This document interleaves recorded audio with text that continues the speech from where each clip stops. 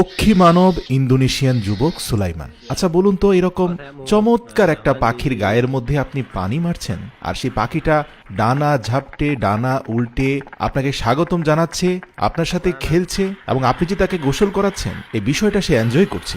এটা কি আমাদের সাথে হতে পারে? উত্তর হচ্ছে কখনোই না। কিন্তু পক্ষী মানব সুলাইমানের সাথে হতে পারে। সে পাখিদের ভাষা জানে, কাকাতুয়া, ময়না, টিয়া, এমনকি কাক, মাছরাঙ্গা থেকে শুরু করে বিভিন্ন প্রজাতির পাখির জন্য সে ভিন্ন ভিন্ন মৌখিক শব্দ উচ্চারণ করে, আর পাখিগুলো দৌড়ে এসে তার হাতে বসে যায়। এ এক বিরল যোগ্যতা আল্লাহ তাআলা তাকে দান করেছেন। যুবক সুলাইমানের এই দক্ষতা যোগ্যতা দেখে নবী হযরত সুলাইমান আলাইহিসসালামের কথাও মনে পড়ে যায়। যদিও তিনি আল্লাহ প্রদত্ত বিশেষ জ্ঞানে জ্ঞানী ছিলেন, পৃথিবীর সকল জীব জন্তু এমনকি জিনজাতিরাও পর্যন্ত তার অনুগত ছিল, কিন্তু বর্তমান জামানায় এসে এভাবে পক্ষীকুলকে নিজের বিশেষ ভাষা বা শব্দ ব্যবহার করে আয়ত্তে রাখা, বশ মানানো, এটা এক নজিরবিহীন ঘটনা।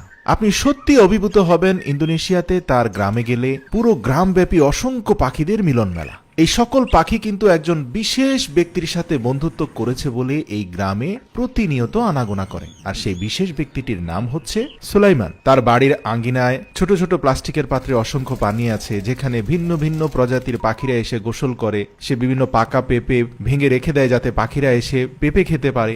এছাড়াও বিভিন্ন ধরনের পোকামাকড় নিয়েও ছোট ছোট পাখিদেরকে একটি দুটি করে পোকামাকড় দেয়। আবার সেই পোকামাকড় খাওয়ার লোভে সুলাইমানের কাছে ফিরে আসে। আর পাখিদেরকে ডাকার জন্য সে ভিন্ন ভিন্ন যে শব্দগুলো মুখে করে, এগুলো শুনতে একই রকম মনে হতে পারে, কিন্তু এগুলোর মধ্যে সূক্ষ্ম তারতম্য আছে। সে জানে কোন পাখিটা কোন ভাষা বোঝে। দেখবেন যে সে ইন্দোনেশিয়ান ভাষায় কিভাবে পাখিদেরকে আকৃষ্ট করতে হয়, কি ধরনের শব্দ কোন পাখি পছন্দ করে, এই বিষয়ে মানুষকে পরামর্শ দিচ্ছে। সে প্রায় তার ভিডিওতে বলে থাকে যে সে এই পর্যন্ত বেশ কিছু মানুষকে পাখিদের ভাষা শিখিয়েছে, যারা এখন কম বেশি পাখিদেরকে আকৃষ্ট করতে পারছে। সবচেয়ে ইন্টারেস্টিং লাগে যে সে হাত উঠানো মাত্রই তার বিশেষ কিছু পোষা পাখি আছে, ময়না, টিয়া, এরা দৌড়ে এসে তার হাতের উপরে বসে যায়, এবং সেখানে থাকা মাংসের টুকরো বা বিভিন্ন ধরনের খাবার তারা খেয়ে আবার চলে যায়। এমনকি তার কিছু পাখি আছে যারা অন্তত 1 থেকে 2 কিলোমিটার দূরেও তার সিগন্যাল বুঝতে পারে, সেখান থেকে উড়ে এসে তাকে সাহায্য করে। কিছু ছোট পাখি আছে, এরা তার পোষা নয়, এরা অতিথি, কিন্তু তার পোষা পাখিরা সেই অতিথি পাখিদেরকে সুলাইমানের ব্যাপারে অভয় দান করে বলেই এই নতুন পাখিগুলো দূর দূরান্ত থেকে এসে সুলাইমানের সেবা গ্রহণ করে, কারণ পাখিরা একজন আরেকজনের ভাষা বুঝে। দেখবেন কিছু কিছু পাখি এসে বিচিত্র ধরনের খেলায় মেতে ওঠে সুলাইমানের সাথে। এই যে চুড়িটাকে দেখতে পাচ্ছেন, সে চিত হয়ে শুয়ে গেছে, সে কিন্তু অসুস্থ কোনো পাখি নয়, সে মূলত সুলাইমানের সাথে খেলছে।